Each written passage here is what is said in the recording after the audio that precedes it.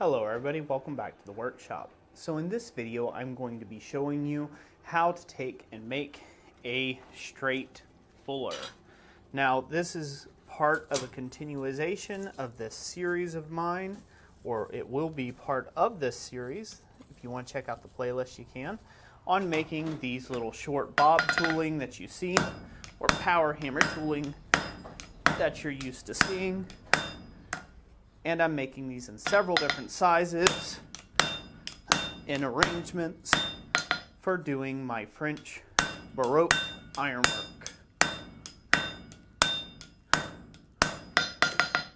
So this is a pretty simple process to make a fuller, a little top fuller in this way. Most of the work is done in grinding, but we want to take and hammer this down enough that we can create a narrower profile.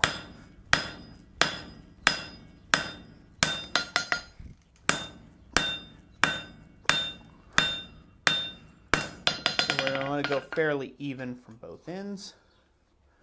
We will heat this piece back up, and then we will square that back up. So the material we're working with is a piece of 1084 high carbon steel, and the pieces started off at 2.5 inches long and 1 inch around in diameter.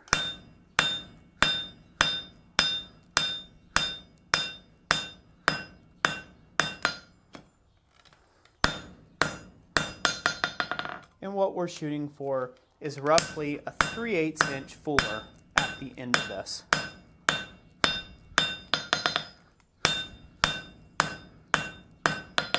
Now if you want to save yourself some time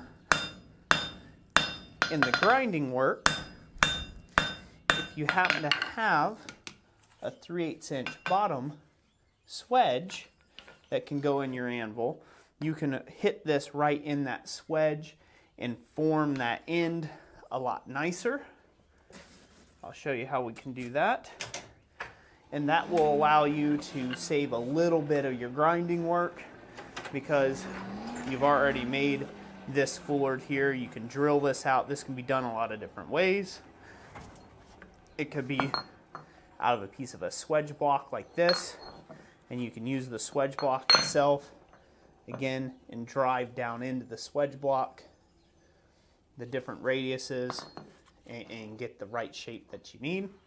So that's another handy little way that you can do that to take and save you some grinding time, especially if you're not going to do this with an electric grinder and you're going to take and be using a file.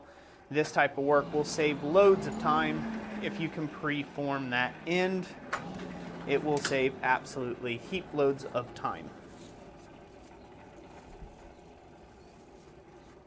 Put this in here, and we're just going to hammer from the back side.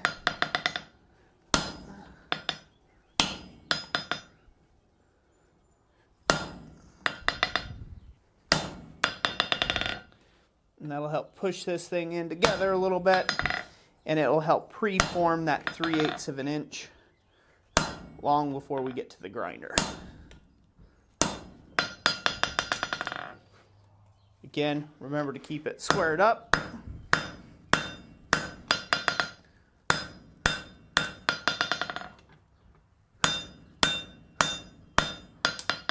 Exactly the way you need it.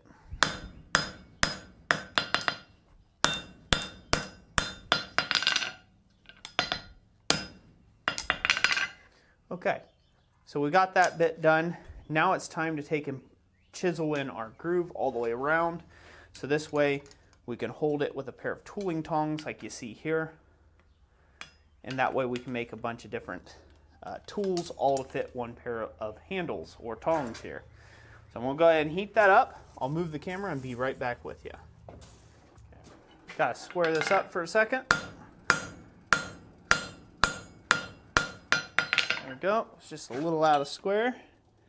And now we're going to put that in there.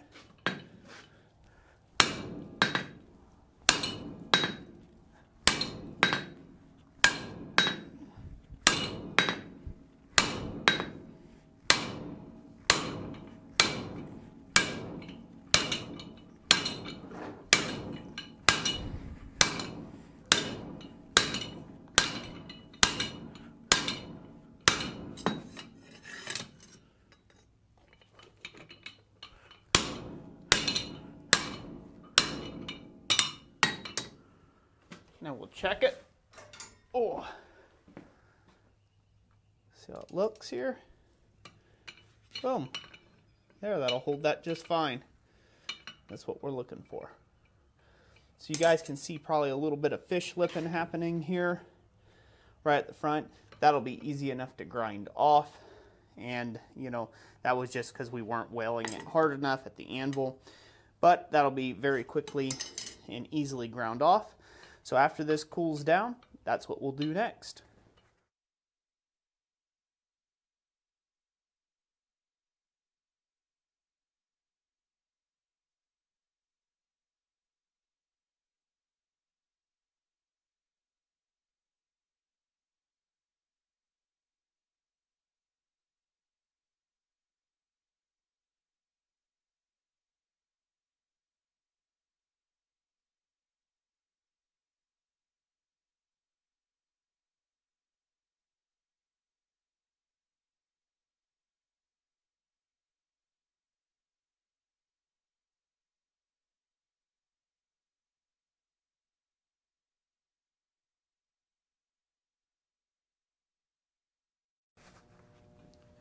Okay everyone, so here you go.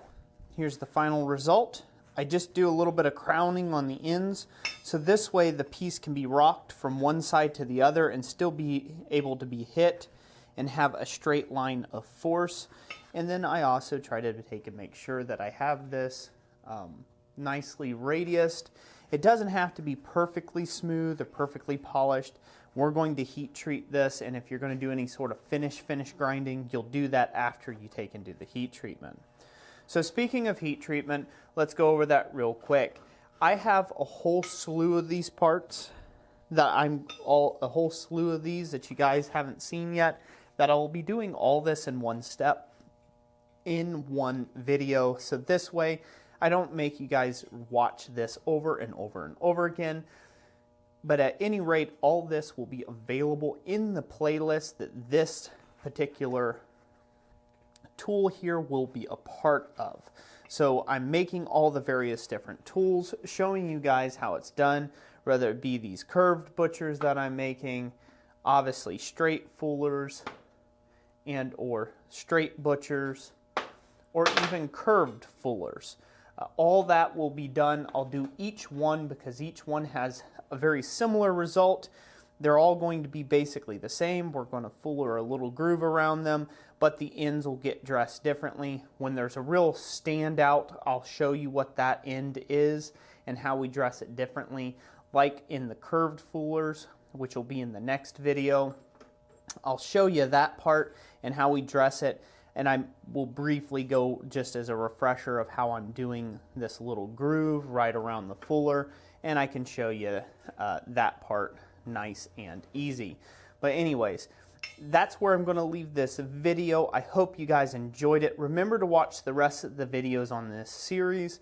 Subscribe and hit that bell for notifications. So this way you've got it when all of these videos are fully released and I do all of the heat treating at one time. So I'd just like to thank you if you've made it this far in the video. Thank you for being a sponsor of Christ-Centered Ironworks with your viewing and your sharing. And if you'd like to support what we do here financially, check out our website over at blacksmithpdfs.com and consider purchasing yourself either a power hammer plan or a digital download around an ebook to help start you on your blacksmithing business. That's it for today. As always, God bless you, and we'll catch you on the next one.